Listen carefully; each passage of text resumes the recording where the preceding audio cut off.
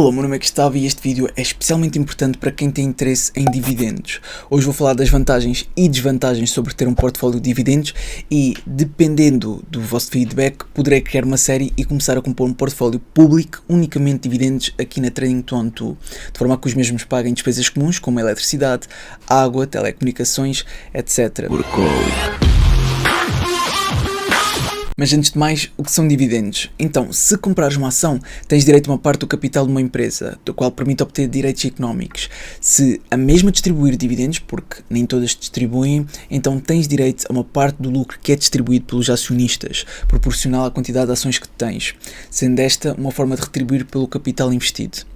Em poucas palavras, recebes pagamentos da empresa por ter ações da mesma, normalmente de 3 em 3 meses, caso essa empresa, pague dividendos. Assim sendo, para começar vou esclarecer duas datas e dois rácios que são muito importantes ao receber dividendos. Um dia antes do ex-dividend date é o dia máximo para o qual podes adquirir a ação e receber os próximos dividendos no payout date. Muita atenção que isto não inclui o dia do ex-dividend date, há muita gente a errar isto, pois se adquirires na data do ex-dividend date já não recebes os próximos dividendos. Ou seja, a data limite é um dia antes do ex-dividend date. Depois temos o dividend yield, que é o rácio entre o annual payout, que é a soma de todos os dividendos pagos no ano, e o preço da ação. Ou seja, no fundo é uma forma de ver o retorno anual caso tudo o resto permanecesse constante, inclusive o preço da ação. Depois temos o payout ratio, que também é importante saber, porque é o rácio entre os dividendos distribuídos e o resultado líquido da empresa. Vou só dar um exemplo. Imagina que uma empresa tem um resultado líquido de 10 milhões e distribui 5 milhões em dividendos pelos acionistas.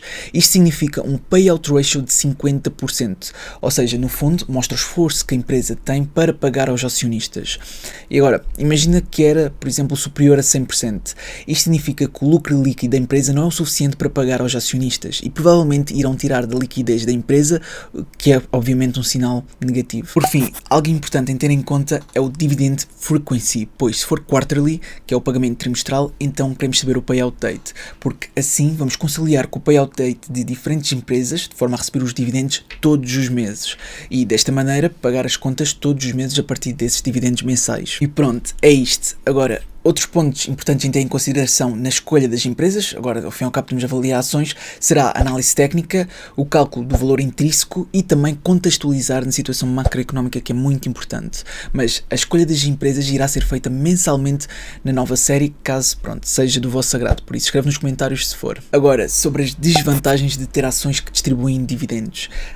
Existem algumas, mas eu vou começar já por esta. Irás sempre pagar impostos sobre essas mais-valias no ano seguinte. Neste momento a tributação é de 28% e esses rendimentos são obrigatórios de declarar no IRS. Mas, por exemplo, a Trading212 e outras corretoras dão um documento anual para ajudar a declarar essas mais e menos-valias. Depois, segundo, a valorização das ações é sempre afetada, porque se estão a distribuir os lucros, então não estão a reinvestir dinheiro no negócio. Logo, é normal que ações que distribuem dividendos não valorizem tanto como ações que não distribuem, mas claro que existem exceções. Terceiro, as políticas dos dividendos podem alterar a qualquer momento, ou seja, não é por agora estarem a distribuir que irão distribuir o mesmo valor daqui a um ano, podem inclusive parar de pagar dividendos. Quarto, também existe um risco superior se o payout ratio for muito elevado, porque como já expliquei anteriormente, podem estar a diminuir a liquidez da empresa ou endividar a mesma. É preferível evitar empresas com elevado payout ratio, normalmente acima de 40% ou 50%, já começa a ser insustentável na minha opinião. Depois, quais são as vantagens? Bem, também existem várias, por isso a primeira é a mais óbvia, é uma fonte de rendimentos passiva, ou seja, podes utilizar esse dinheiro para pagar contas ou guardar na tua conta bancária.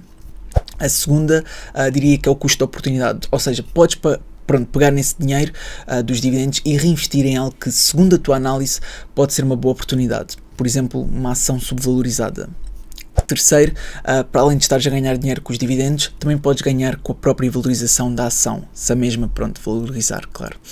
Quarto, receber dividendos pode diminuir o risco, pois é possível juntar até fazer o break-even do investimento sem a necessidade de vender a ação, por isso é algo positivo. A quinta vantagem diria que seria reinvestir os dividendos na própria ação para criar assim o efeito de juro composto e ir recebendo ainda mais dividendos.